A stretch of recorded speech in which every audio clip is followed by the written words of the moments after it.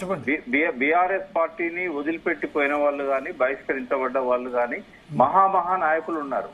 నరేంద్ర గారు ఉన్నారు, విజయశాంతి గారు ఉన్నారు, ఇంకా పెద్ద నాయకులు కూడా ఉన్నారు. బట్ ఎవరు కూడా వాళ్ళు ఐసోలేట్ అయ్యారే తప్ప బీఆర్ఎస్ ఏం కాలేదు. బీఆర్ఎస్ స్థిరంగా ఉంది. బీఆర్ఎస్ మళ్ళీ అధికారంలోకి రాబోతున్నది. కాబట్టి పోయే వాళ్ళు ఐసోలేట్ అవుతారు. ఒకవేళ అటువంటి తప్పుడు పని ఎవరైనా చేసినా కూడా అది వాళ్ళు ఐసోలేట్ అవుతారు తప్ప పార్టీకి ఏమైనా. కానీ ఈసారి చేసింది ఇప్పుడు ఇంతకుముందు చేసిన వాళ్ళు బయట అవుట్ సైడర్స్, ఇప్పుడు ఇన్సైడర్ కదా. అంటే కొంత కీలిక చాలా చిన్న లెవెల్లో ఉండొచ్చు, పెద్ద లెవెల్లో అయితే ఏముండదు. ఒకవేళ నిజంగానే మనం గాల్లో ఉండి ఆలోచిద్దాం అనుకుందాం, నిజంగానే ఆమె తీలిపోతుంది అనుకుందాం. నాకు తెలిసి నేను మీ ద్వారా కూడా కవిత గారికి అడ్వైజ్ చేస్తున్నా, ఇటువంటి పని చేస్తే మాత్రం ఆమె ఐసోలేట్ అవుతుంది కానీ పార్టీని ఐసోలేట్ చేయలేదు. ఎందుకంటే ఒక ఉద్యమ పునాదుల మీదే పటిష్టంగా నిర్మాణమైన పార్టీ ఇది. 10 ఏళ్ల తెలంగాణ స్వపరిపాలన వెలుగులను విరజిమ్మిన పార్టీ ఇది. దాన్ని ఎవరు బిలిటల్ చేయలేరు, బిడ్డ అయినా చేయలేరు, బయట వాళ్ళైనా చేయలేరు. సో ఇటువంటివి చేస్తే ఆమెకే నష్టం. నేను అందుకే ఆమెకే చెప్తున్నాను మీ ద్వారా. కానీ ఇంతకుముందు అన్నారు మీరు మళ్ళీ పార్టీ పెడితే మీరు మళ్ళీ మంచిదే అన్నా డిఎంకే అంటే స్వయం పాలన ఒక పార్టీ అయితే ఇప్పటికి చెప్తున్నాను నేను, ఇంట్లోకి వెళ్ళి వస్తుందా బయటకు వెళ్ళి వస్తుందా గానీ ఈ జాతీయ పార్టీలు అంటే నాకు ఇష్టం లేదు. అది కాంగ్రెస్ కావచ్చు, బీజేపీ కావచ్చు. ఎందుకంటే తెలంగాణలో నిర్ణయం తీసుకోవాల్సింది తెలంగాణ ప్రజలు గెలిపించిన పార్టీ.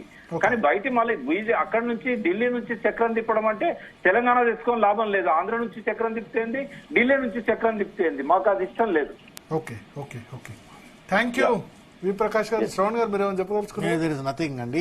ఇది సమస్య పోతుంది అని నేను భావిస్తున్నా. కార్యకర్తలు ఎవరు కూడా ఆందోళన చెందొద్దు అని చెప్పి నేను భావిస్తున్నా. అదేవిధంగా కేసీఆర్ గారు తప్పనిసరిగా ఎన్నో సమస్యలను చూసిండ్రు, ఎన్నో ఆటుపోట్లను చూసిండ్రు. ఈ చిన్న సమస్యను తప్పనిసరిగా వ్యూహాత్మకంగానే పరిష్కరిస్తారు, ముందుకెళ్ళిపోద్దని నేను అనుకుంటున్నాను. సో బీఆర్ఎస్ టీఆర్ఎస్ ఉద్యోగ పార్టీగా ఎన్నో ఆటుపోట్లు, ఎన్నో ప్రస్థానాలు, ఎన్నో ఎదురుదెబ్బలు చూసింది. అన్నిట్లో కూడా కేసీఆర్ మళ్ళీ దాన్ని సమర్థంగా ఎదుర్కొని, ఎందుకంటే రాజశేఖర రెడ్డి సమయంలో అనుకోండి, బై ఎలక్షన్ సమయంలో అనుకోండి, మళ్ళీ విజేతగా ఆయన నిలబడ్డ పరిస్థితి ఎన్నో ఎదురుదెబ్బల తర్వాత కూడా. సో ఇప్పుడు వరుసగా చాలా దెబ్బలు తగులుతున్నాయి. అసెంబ్లీ ఎన్నికల్లో ఓటమి, పార్లమెంట్ ఎన్నికల్లో ఓటమి, అంతకుముందు కవిత అరెస్టు, ఇవన్నీ కూడా అసెంబ్లీ ఎన్నికల తర్వాత నుంచి.